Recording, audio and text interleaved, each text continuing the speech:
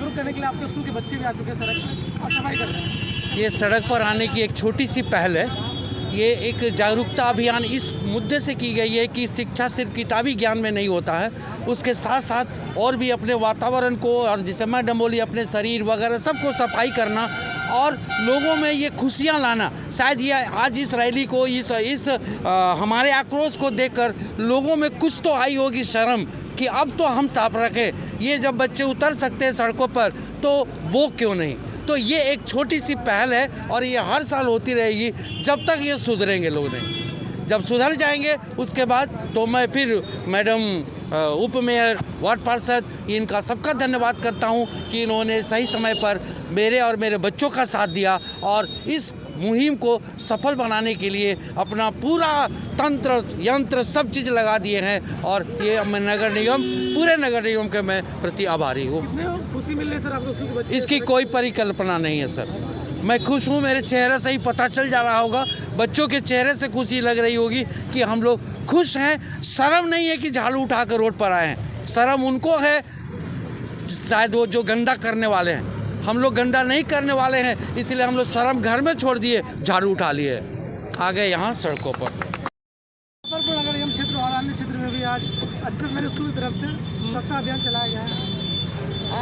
आज जीसस मेरी स्कूल लेलिंग चौक के बच्चों के द्वारा स्वच्छता अभियान चलाई गई है। तो मैं बोलना चाहूँगी कि गांधी जी का जो सपना था स्वच्छ और सुंदर भारत बनाने का, तो उनके सपनों को हम सभी साकार करें और इस स्कूल के बच्चे सभी बच्चों को, प्रिंसिपल महोदय को, जितने भी टीचर्स हैं, स्टाफ हैं, सभी को मैं बहुत बहुत धन्यवाद देती हूँ कि उन्होंने इस तरह का आयोजन किया।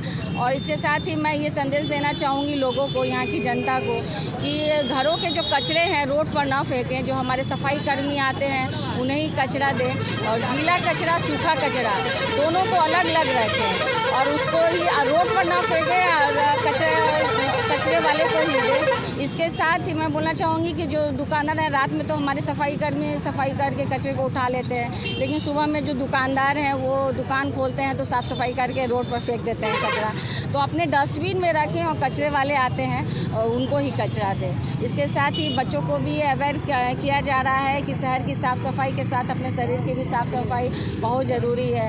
अपने नेल हैं तो उसे काट कर, अगर खाना खा रहे हैं तो हाथ को साफ़ करके, क्योंकि हाथ के थ्रू ही हमारे शरीर में बहुत सारे जर्म्स जाते हैं और बीमारी पैदा करते हैं। जो कचरे रोड पर फेंके होते हैं तो उसमें प्लास्टिक भी होते हैं जिसको गाय खाती है, और दूध जो हम लोग पीते हैं तो दूध के थ्रू केमिकल हमारे शरीर में आते हैं, तो बहुत सारी बीमारियां भी पैदा होती है और कहीं ना कहीं किसी न किसी तरह हमारे शरीर के लिए तो हार्मफुल है ही।